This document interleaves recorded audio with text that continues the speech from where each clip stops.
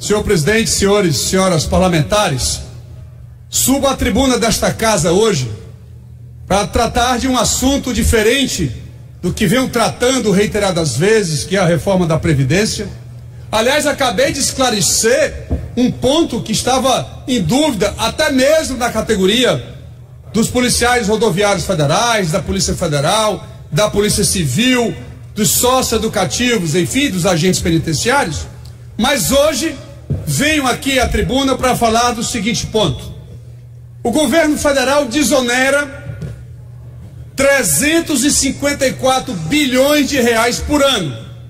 São 280 bilhões de gasto tributário e são 74 bilhões de subsídio creditício e financeiro. Portanto, são 354 bilhões de reais. Quando se fala em ajuste fiscal, durante a campanha presidencial, que eu tive o privilégio de ser o coordenador econômico do nosso companheiro e amigo, futuro presidente Ciro Gomes, lá nós abordamos a necessidade de se reduzir pelo menos 10% dos incentivos fiscais, ou seja, prover ao governo federal 35,4 bilhões de reais todo ano. Portanto, em 10 anos, isso significa, no mínimo, 350 bilhões de reais de receita. Não estou falando aqui de acabar com o incentivo, não é isso. Até porque em determinadas áreas o incentivo ele pode gerar competitividade, seja no mercado interno ou no mercado internacional. Entretanto, senhor presidente, a magnitude com que isso é expandido na economia brasileira, ele não pode continuar dessa maneira. O governo federal perde sistematicamente esses recursos, como perdeu também, e já abordei aqui nesta casa, esses programas de refinanciamento, os ditos refis, que o governo federal, de 2000 a 2017, como já abordei nesta casa, fez 31 programas de refinanciamento, abrindo mão de 1 trilhão de receita, e significa 2 programas de refinanciamento por ano, e que também deve ser esquecido. Aliás, já apresentei nesta casa o PLB de número 50, que exatamente proíbe, durante 5 anos, não é acabar com o refis, mas durante um período, durante 5 anos, você possa não ter essa possibilidade, que o empresário não tenha essa possibilidade, já que os refis estão sendo dados todo ano, e refis que é feito todo ano não é bom. Mas enfim, voltando à renúncia, também nós discutimos na campanha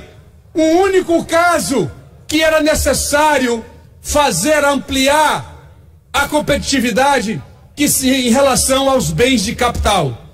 Hoje, senhor presidente, senhores deputados, hoje as máquinas do setor produtivo brasileiro, boa parte dela é importado, que vem, portanto, de países onde o Brasil tem relação comercial,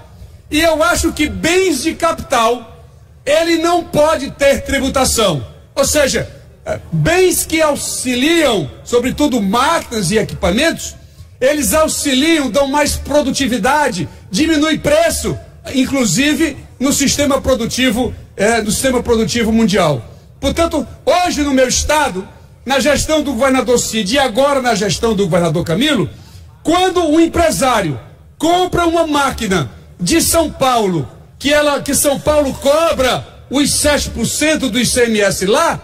quando chega no Ceará, o bem de capital não paga o ICMS. Ele é isento do pagamento, porque interpretamos que bens de capital, ele tem que ter um tratamento diferenciado para poder estimular as empresas, as indústrias brasileiras buscarem, portanto, a ampliação, repito, da sua competitividade em nível nacional e em nível internacional. A mesma coisa, senhor presidente, eu defendo essa redução da tarifa de importação, que hoje é da ordem entre 14% e 16%. Já conversei, inclusive, com técnicos do governo federal. E hoje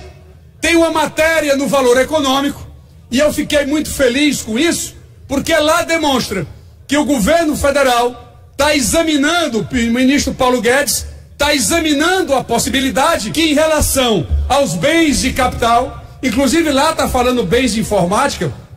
que ele possa ter a redução dessa alíquota de 14% a 16% durante um período, ou que vamos analisar que período seja esse, mas é fundamental para que a economia brasileira ela possa crescer em maior velocidade, produzir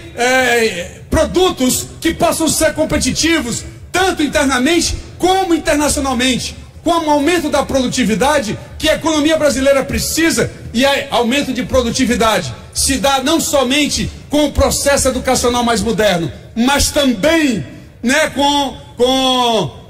bens de capital que sejam atualizados, sejam mais ágeis e mais inteligentes, possa o Brasil sair desse atoleiro que se encontra hoje, e na medida em que seu produto interno bruto ele não quer essa velocidade que precisamos.